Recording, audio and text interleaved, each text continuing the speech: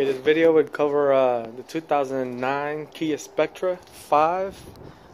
It'll be the same as the normal four-door non-hatchback ones. This car is pretty basic. It does not require any bypass modules or anything like that. It does not have an immobilizer, so that's a nice thing. Saves you about 50 bucks. I did choose the CM600 alarm kit, which pretty much the full alarm, remote start, keyless entry kit. I did buy the remotes separate, which with Compustar you can kind of use so many different remotes to pair with the unit.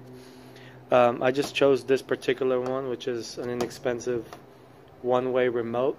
It's got 1,000 feet max range. The model is the G15 one-way. Overall, this is a pretty nice remote kit.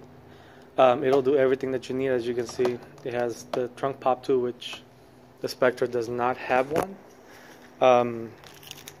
Just to kind of give you a quick demo on the unit, this will be the lock, and you got the unlock, you got the lock. For the remote start, you do have to hold the remote start button for a few seconds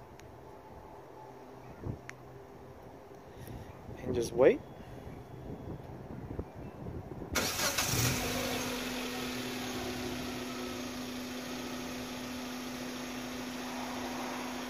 You can see remote starts. To get in, all you have to do is obviously unlock it, get in the vehicle. Now, do not step on the brake yet. You do have to insert the key and click on the two positions, which is the on position only. Do not try to crank it. And as soon as you step on the brake, you'll hear a little click. And that's pretty much the takeover for the key, and you can drive off with the vehicle. If you do not insert the key and step on the brake, the vehicle will shut down.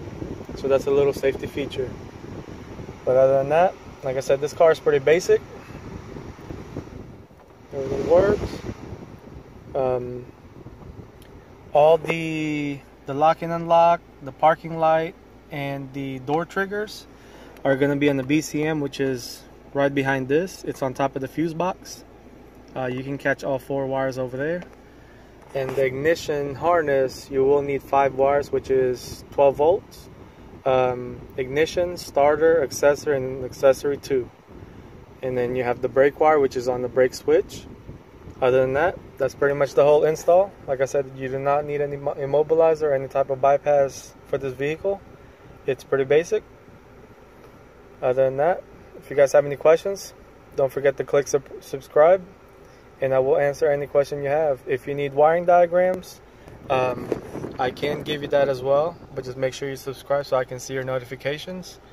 Hopefully you guys try it out and have the same success as I did. Enjoy.